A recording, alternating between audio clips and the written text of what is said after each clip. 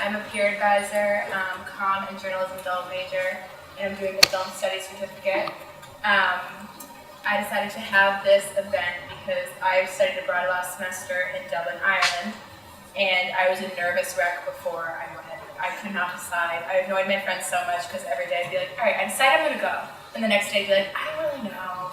Like, I was scared about everything, but I'm very glad I decided to go. I decided that this is something I could only do here, and Umass is really great, especially the comm department, with all their resources, and they were really, I was worried about my classes mostly, but they were really good about getting my classes to count towards something, the classes that I took abroad. And so I studied at University College Dublin in Dublin, Ireland.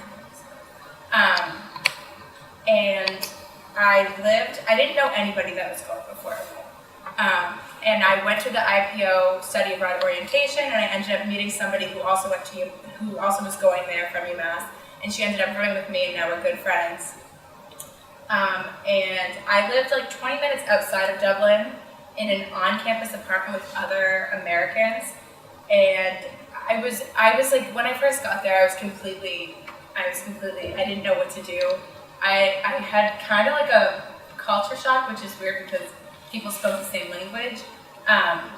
But after about a month there, I just learned to love it and had such a great time. And I think you should all go proud of me about it. But enough about me. Let's move on to my panelists. But first, I'm going to introduce Professor Jenny Adams, who wants to talk to you guys about the Oxford Summer Seminar. Hi, thanks for having me.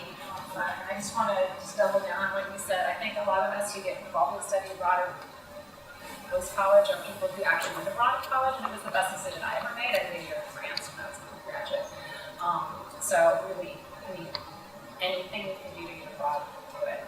I happen to direct the Oxford Summer Seminar, and these here, and also Fulton. And I'll just give you a really quick overview. This is a summer program, and actually it'll be very easy for you to get courses to count because I listed it in Umass courses, although they're taught predominantly by Oxford faculty. It's a 6-week program. Students take 2 major courses, which are honors courses that count for 4 credits each. We've recently expanded into communication. I say recently, like 3 years ago, we just started offering courses in communication. The Oxford program has been going for over 50 years, so it's a big shake-up to actually branch out and embrace social sciences more. And the other thing we're doing is we're starting to bring UMass faculty members over to teach, but to teach in an Oxford-style system. So very small classes, lots of student-oriented discussion. It's kind of a different model to UMass class system. So this summer, it's our very first year we did this. Our very first summer we had a UMass faculty member. Communication was the department. You guys gave us our first UMass faculty members, and that was Dr. Eric Bashar and Dr. Lynn Phillips. They came and co-taught a class called Children, Teens, and Media. And it was so popular that we're bringing them back for round 2 this summer. And we also have a course in marketing. Again, both those courses are courses that we can count as a communication major. I could talk more about the program, but I sense there's somebody here who might have some expertise, who might talk a little bit more about the mechanics. I'll say now, though, if it sounds interesting for this summer, we are rapidly filling. We have space for 50 students. We've accepted 35 so far. It's on a rolling basis. We have 15 spots left and about 3 more viable applications in the system. So if it sounds interesting, I would start applying tomorrow because it's going to be a packed summer, a packed student list this summer. That said, like I said, the program's been going for, it'll be the 52nd year this year. It will be around next summer if we don't want to go this summer. So know that that's the beauty of the program. It's been going for so long, it's not going anywhere. It's going to be staying on. And really that's all I'm going to say because again, I have sort of people who have done the Oxford program and talk to you about it. Okay. So thank you. Thank you. And pass this to you. I'm going to entrust you. All right. Okay, my name is Matt. I lived on campus at the Trinity College in Oxford, England. I went with the Oxford program that Jenny just talked about, and I loved studying abroad. I did, it's just I didn't know what to say last. I'm sorry. I'm Kaylee. I went to the University University of Wollongong in Australia. I lived in a dorm with Australians, Americans, and people from different countries. I really liked Australia. I didn't want to go somewhere with like a language barrier, so that's why I My name's Alex. I also went to Australia, but I went to Sydney, University of Technology, Sydney. I did a film program there, and I went through ISA, so it wasn't necessarily through Umass, but I had to like do an extra kind of program as well too. And it was really cool because I actually wound up making a thesis film because being a third-year student here means you're a senior in Australia. So I made a thesis film in Australia that they would bring back here, and like used it for film and stuff like that. So it was really cool. I lived in a living accommodation right across from the uni. It was a great time. Hi, I'm Marla. I went abroad to Rome, Italy, and I studied at John Cabot University.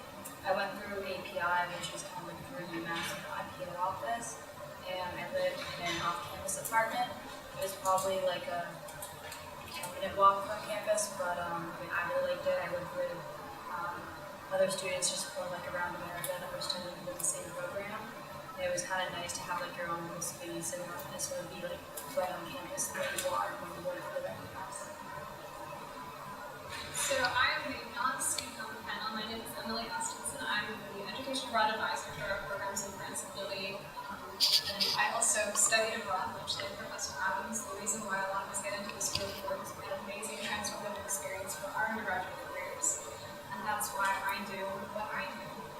Fun fact about me, I went abroad about 10 years ago for an academic year, a program that actually is approved through Umass and I send students on. And my very best friend I met on that crucial first semester for her. And we have never lived in the same state or country at the same time ever since. This was back in 2007. So it can completely change your relationships with perspectives. Awesome.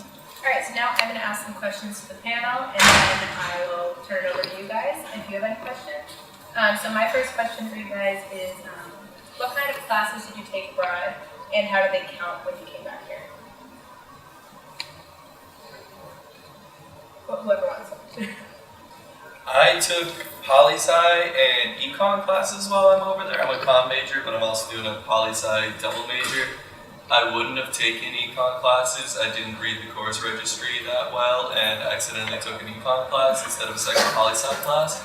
So, but yeah. One thing I do want to say, like as a comm student, it is, I'm sure you all know if you wanted to take any like business classes here, it's kind of hard if you're not in Iceberg. So I took like a PR and marketing class when I went abroad, and it still counted as a comm class. We're really flexible with that sort of stuff. So if you're interested in business and taking business classes but can't do it here, it's a bit of an opportunity to make. And I would just suggest, like I took a lot of my gen ed classes when I was abroad, which is great because also depending on where you go, like I took like an art history class and an archaeology class, which was really interesting and cool, and they counted towards my gen ed, so I considered take those classes. On the other end of that, I kind of went my first 2 years here and like did all my gen ed so I could like do like just kind of mess around when I was abroad, and like it wound up that I got 15 comm credits for just doing like 3 classes abroad as well too. So the conversion for credits can be vastly different as well. So like I think 24 credits for one Australian class, around at least 5 US credits. So it's something cool to think about and where you go. Did you have any hesitations before going abroad? I know. Oh, sorry. Go ahead, Mark. I didn't have any. My brother went abroad when he was in college, and it kind of was just something I always knew that I wanted to do. Any hesitations was honestly just like trying to decide where I wanted to go was the hardest part of it, because there's just so many places, and you might hear about obviously a lot of different people's experiences. So just try to think of like the major things that you want to get out of your experience, and just try to help you decide. Because even within one country, cities can be very different. That brings me to a question for Emily, which is, can you apply to multiple different places if you can't decide between? I wouldn't recommend it because the reason why I and my colleagues is this to help you finalize what your destination will be. When you first get in on the ground floor and you're figuring out where you want to go, you're going to have a short list. You're going to meet with your individual advisors and kind of figure out what is the best choice for you. And basically the whole point of why you're meeting with an advisor is you're picking the right program, that there is absolutely no question as to whether or not you're going to get it. Because bottom line, you have the minimum GPA and you get all your deadline, your stuff in before the deadline. That's all you want to do. So my advice is make a great choice for you because you know it's going to be a sure thing. And so that way you're not, paying multiple application fees, sending out multiple applications. It's not college. Study abroad, there's going to be a place for you, and you're working with IPOs, so you pick the program for you and just do one thing, and it'll be great. And for the panel, how were academics different where you studied? Was there sort of culture shock in the classroom? Alright, cool. Alright, at least in Oxford, they, I don't know if it is an official style of teaching, but they called it the Oxford tutorial as if that was their style. But it was basically you would have one main class in the beginning of the week, and then you would break down just you and one other kid with the professor, and you just talk for 2 hours, and I ended up learning just through that talking, crazy stuff. But it was really different to, Comm is huge, and I just sit in the back of a lecture hall all the time, but it was really different and really in-depth, and I enjoyed that. Yeah, we had similar to UMass lectures and discussions, but the lecture was once a week and then the discussion was once a week too, so you really didn't go to class all that much. And then there wasn't really homework, there's just readings, and then you'd have 1 or 2 papers and then one final exam on everything. So it was easy throughout the semester, but it was crunch time towards the end. And for Australians, they're used to it's not a big deal if you fail a class because they don't pay back their loans until they make X amount of money, so it's not really a concern. So I'd be studying for my exam, they're I really don't want to take this class for the 3rd time, and I'm well, I can't take it for a 2nd time. So it's just it's easy throughout the semester, but at the end it's Yeah, to piggyback off that, one thing I wasn't expecting was how rigorous an Australian curriculum was. But that shouldn't dissuade someone to go. It was really, I found that being an Australian, going through the Australian education system was a lot tougher than I thought, even though we met 3 times a week. We only went to class one day, and twice on Wednesday, and that was it. But it's a lot of time management, and it'll prepare you so much when you come back here, and you're all right, I got 4 classes, and you're figure out my time. But yeah, it was tough, but same with what Kay was saying, it's when it comes down to it at the end, it's when you're really working hard throughout the entire time, you're kind of enjoying it. The last week is. I would say, at least at the university I was at, professors were a little bit more laid back. Our classes were also a lot smaller. There was no lecture classes on my class. They probably had 20 or less people in them. But they were also different. I did a class that was a sociology class, but we would just walk around Rome and we would kind of point out different things and teach us while we were walking. It's a lot different than the Canadian class that we would teach here. But I'd say they're a little bit more laid back, but there's still obviously there's deadlines you have to meet and stuff like that. But it wasn't a crazy culture shock as far as the academics. I can speak to this too. I know in Ireland, the school I went to, I was in Ireland, so I didn't go to American school in a country that didn't speak English. I went to University College Dublin with other students from Ireland. So I was in class with people from all over actually, but they had all been studying there all 4 years, and especially in my film classes, they took it very seriously, and so I wasn't expecting not to have any homework really, and just have all of my grades based on 2 papers. So I had a midterm paper and a final paper for all my classes, which were graded pretty difficultly because that was it. And these people had been studying this the whole time. But the classes were really cool. I also got to take just fun Irish storytelling classes, which I loved. What was your biggest culture shock? In general, not even about the school. In Australia, the hottest country in the world, they were not concerned with fans or air conditioning. The day I got there, it was 100+ degrees, and it was the end of their summer. They've been sold out of fans since the beginning of summer, and I'm why aren't you more restocking this? That was annoying, but yeah, they were not concerned at all. Yeah, if you go to Australia around this time, so you're in spring semester there, and it's their fall semester. So if you get towards the end of your time, June or May, it's their winter. So I remember just wearing shorts and flip flops when it was 75 degrees out, and I was wearing a winter jacket. What are you doing? What are you doing? I don't know what's going on. So So that was a culture shock. Also, flying beetles. Of course. Bugs. Yeah, Okay. bugs. It's cool. It's I an lived in like experience. 7 cottages. Yeah, there's tons of bugs. It's cool.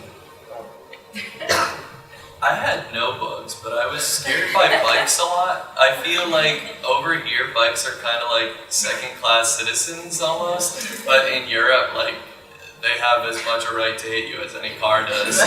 So that's kind of my culture shock. I don't think that there was like one big cultural shock. There's like a lot of small little things like water isn't free, and like also like a lot of times like if you're like in a public place, like usually you think like oh like can I use the bathroom would be fine, but like in like airports you have like pay to use the bathroom, and that was like a common thing in malls like you pay to use the bathroom. It was kind of just like weird, but I think people are a lot like just more chill kind of, at least in Rome, and a lot more like friendlier than at least like I don't know, from like Connecticut, so I think of like New York City as my closest city. So they're a lot more like kind of nice and friendly and like willing to like help as an American student. Like some cities you'd go to them and they didn't really care for Americans, but I think in Rome like they like them and they value that like if you try to like speak Italian to them, they like value it, whereas like other cities might not like value it as much of this. Question for Emily. If you're thinking about going abroad, what's the first step to take? Well, to give you the canned IPO answer is check us out on our website, come to the Advisor Center and attend. We have a brand new Essentials, which is essentially getting you set up for thinking about what you want to consider going abroad. So you're going to want to consider the classes you want to take and how that timing is going to work, the sort of feel that you're looking for in terms of urban, rural, a little bit of geographic influence, if that's something that sways you one way or the other. So I would say first step would probably be the website and getting yourself to the Education Fraud Advisor would be an awesome second step as well.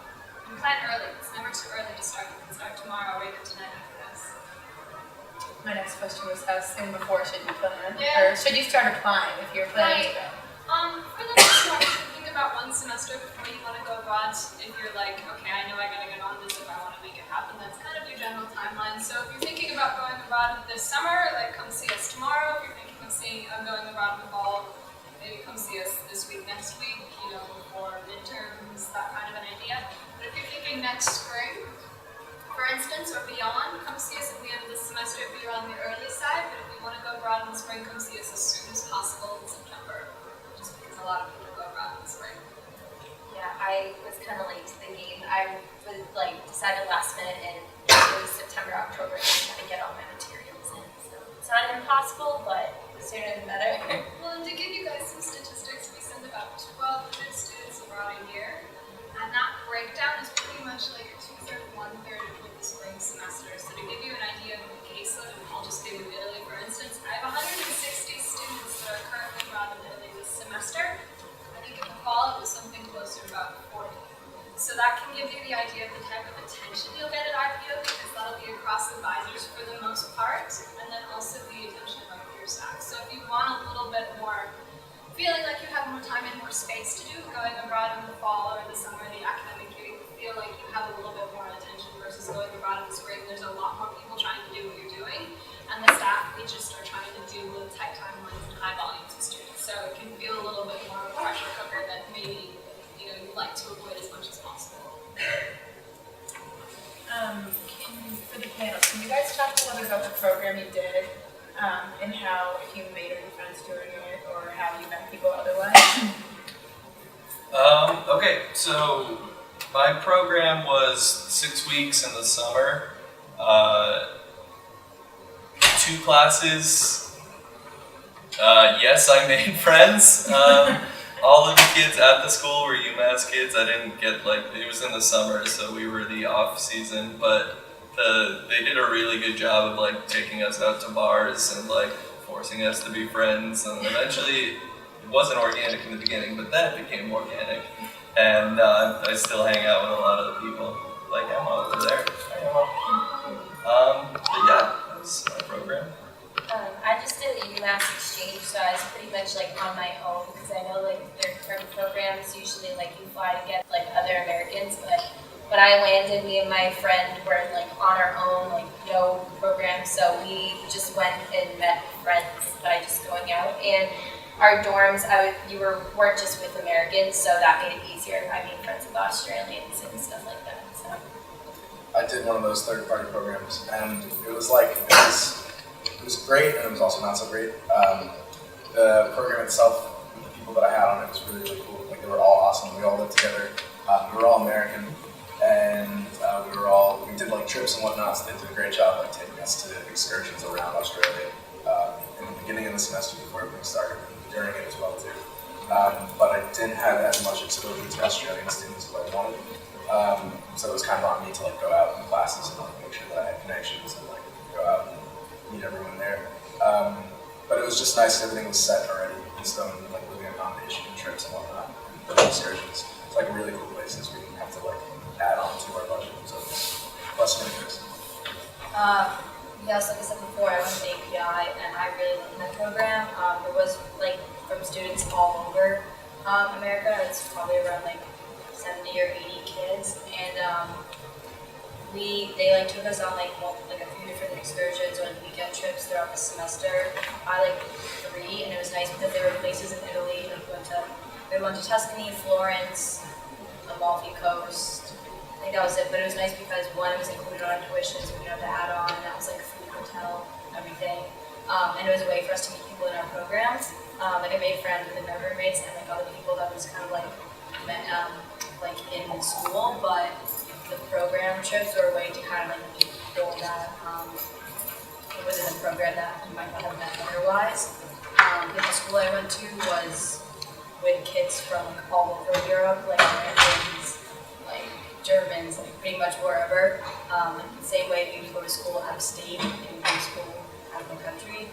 So it's cool because even though our program was all Americans, the school was a way for us to also meet people that weren't Americans. And my last question for you guys is, what is one thing you wish you knew before you went abroad?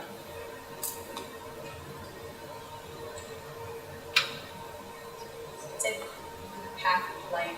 Like I probably like put out everything I wanted to bring and then had to cut it down like in half and cut it in half again.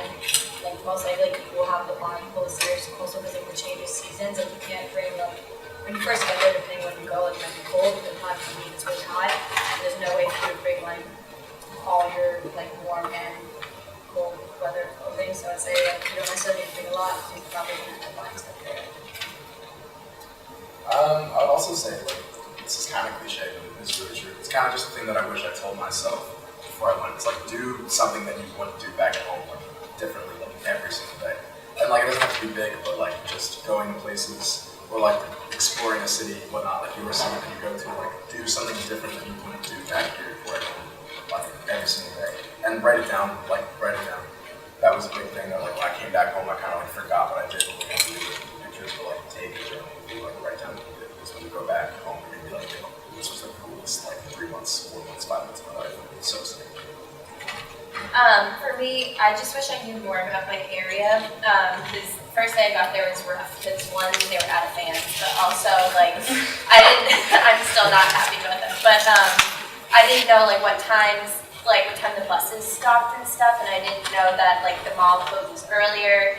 And I just didn't know like where things were. So my first day, like I needed bedding, I needed food, and I didn't know how to get any of it. So I just wish I knew like a little bit more about where I was gonna be, like people before me could have just gave me tips.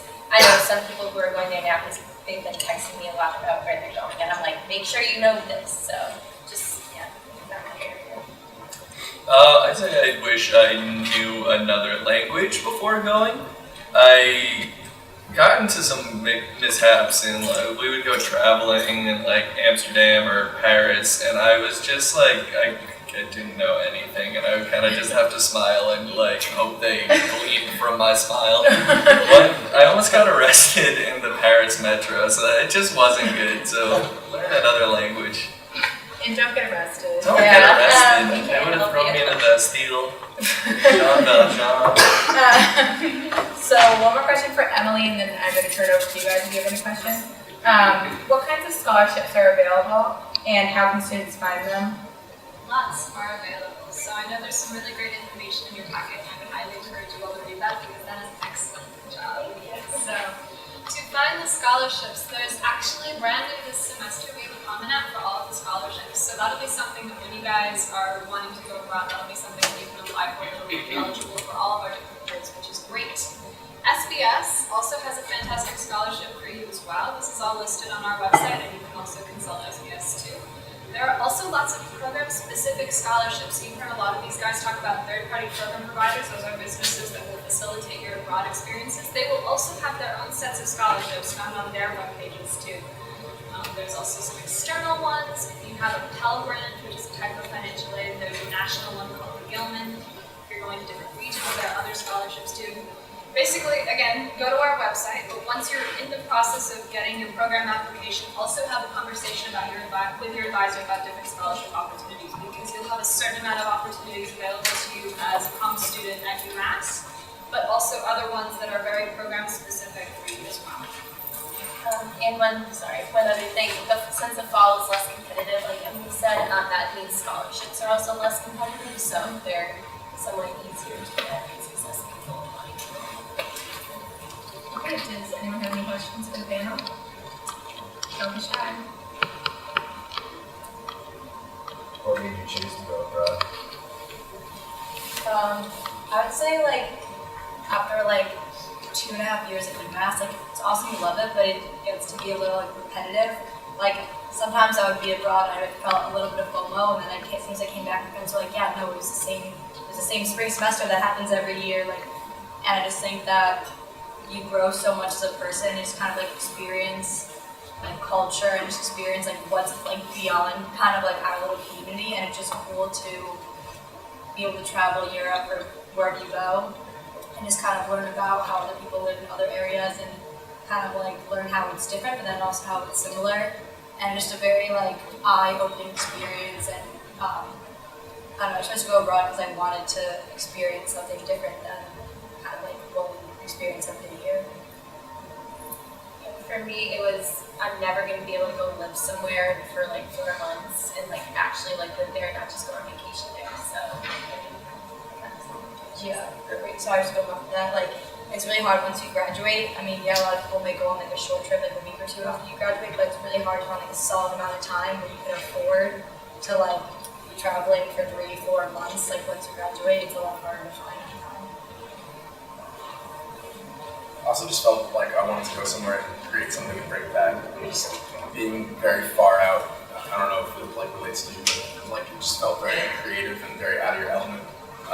And being somewhere, halfway across the world, you kind of feel like you want to capture it some way, whether it's pictures through Facebook or times with friends or making something. And that was just kind of going off a little bit more bringing back that experience and kind of capturing it in some kind of way. It was really cool. And I think it just entices all of us to go out and see it and have something else to do.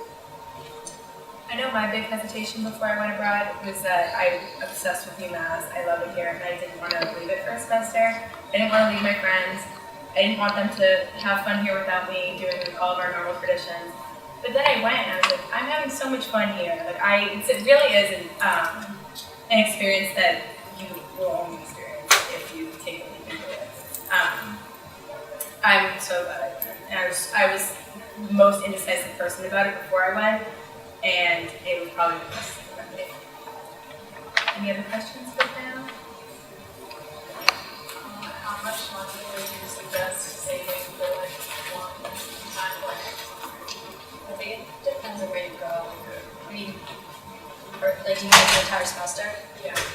I'll tell you personally, I probably spent the entire semester on everything somewhere around $5,000. But it depends where you go, because some places are more expensive, some places are cheaper. That was 6 weeks, and that was $2,000 right around there. Australia, which is pretty expensive, but you get more Australian money for as long as you exchange it, so the same. But yeah, I probably spent around 5,000 or 6,000 American, and that got me a little bit more Australian, about 1,000. It's hard because you see pounds and you're like, oh, 5 pounds, yeah, sure, I'm down. But then that's closer to $8. I'm I wouldn't have been down if it was $8. But like my group of friends like that I had abroad, like some of us were like, okay, like let's do this weekend trip, and some of my friends like that would all like have the same ride on this one. Like it'd be fun, you know, like some trips you're gonna go on, sometimes you like maybe you make dinner for the week because you know you're gonna be traveling, you know, this upcoming weekend. So you just kind of like do your best to save money when you can and like spend it when you like really want to. So just like budgeting. Yeah, don't be scared by like $5,000-$6,000 range. Yeah. I know someone who went with $2,000. There was this like the kid next door to me. He was from like Indiana. He didn't travel at all, and he just had fun like making Australian friends and like visiting his friends out in the middle of Australia, like in the outback or whatever. So like you can still go if you don't have as much money as other people you go with. Don't let that make you not want to go. Yeah, Still sure. And also depending on like your situation, for me it was actually like the entire semester, like tuition wise was cheaper to be at that school in Rome than it was to be in Umass. Just like actually eat a lot of like Yeah. we'll definitely Pasta. come in. Yeah. Yeah, you can find little ways. Like I know I was 20 minutes outside of Dublin, so instead of taking the bus because the bus was like €2 every time you wanted to go in and out. Instead of taking the bus in for meals, I would just make food on my own, like go to the market that was right on campus. That's a really like an easy way to save money, and then you can treat yourself and go out when you want to. But yeah, there's a bunch of little tricks you can do, and like you'll learn them. And I can only speak to Europe, but traveling in between Europe is very, very cheap. Like there's a airline called Ryanair if you go to Europe, and it's not the most pleasant experience on an airplane. People clap when it lands, but it's cheap and it does the job. Yeah. And the earlier you plan your trips, the cheaper, at least for Australia, like the cheaper your flights will be. We planned it like a week before every time and probably spent more like a week too, but. Any other questions? Okay, good. For the, I don't know, like, I don't remember specifics for classes, I guess, but for comm classes, like, what level comm classes were you taking? Well, I think Australia and like Europe, it's all 3 years, right, for college, pretty much. So like a 300 level for them is like a 400 for us, and then a 2 to 3, a 1's probably still about a 1. So I took probably 200s, and for me they came back as 300s, which is nice, and 100s, but depending on like the description. I've been like a senior for like a year and a half now because I did senior classes when I was over there, and it's 300 level for them, and it's like 400 level for us. It's like 600 level for us. Sometimes it's crazy. They suggest not doing their 300s just because it's like I remember you were saying it's very like intense and like specified. So yeah, try to do the lower ones, but if you're not taking like a full like I don't know, you have to be full time, but if like you can do 3 instead of 4, then maybe you can do kind of higher. It sounds so overwhelming because I know when I was looking into it, I was super stressed out about how the classes would come back here. But it's pretty simple. So when you decide you want to go abroad or the school you want to go to, all you do is look through their course catalog like you would here, and you look at the course descriptions on the classes that you seem interested in, and you just copy it and paste it, and you go show it to your Comm Advisor, and they'll tell you, oh, this sounds like this film class that we offer here at the department. Like, and then they'll write it as that, so it'll count like it was that class. And usually they do it with 300 level comm classes.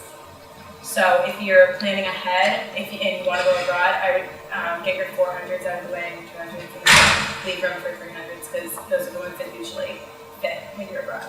Yep. Do you think it's better to study like senior sophomore year?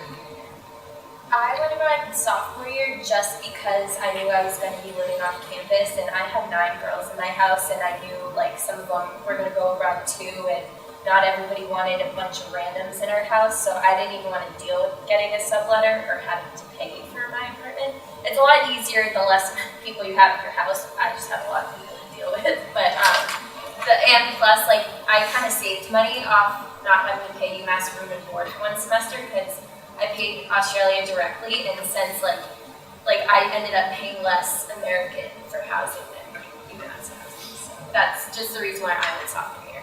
And like I don't know, I feel like the older you're getting at school, like It's all up to you. I have friends who were brought there junior year, but sophomore year I feel like I didn't really miss anything. So plan to be off for junior year.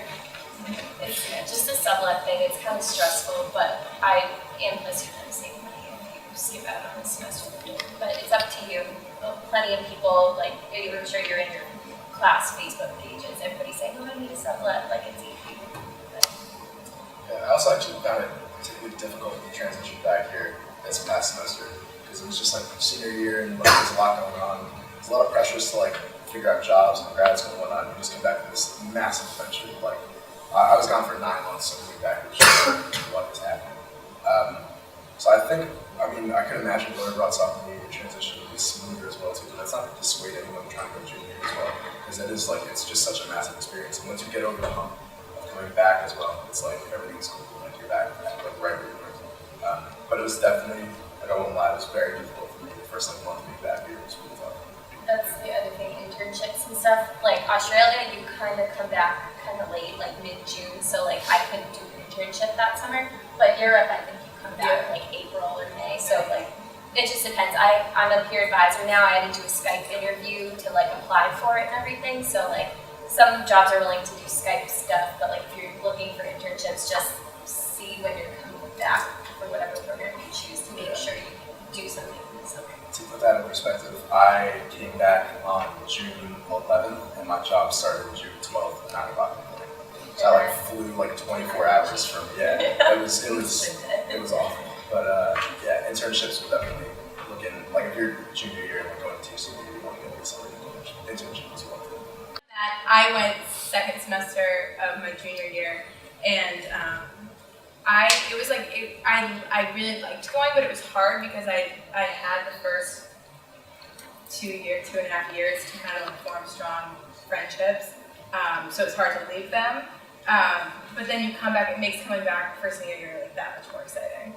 I was like going off that, it also kind of depends, but for me also a lot of my friends were also going abroad at the same time, so it was nice because we got to visit each other in different countries and have somewhere to stay, and that's kind of another way to save money. So I think like if your friends want to go abroad at the same time, that's just helpful in terms of like traveling and just like more fun to be able to visit people, somewhere in the country.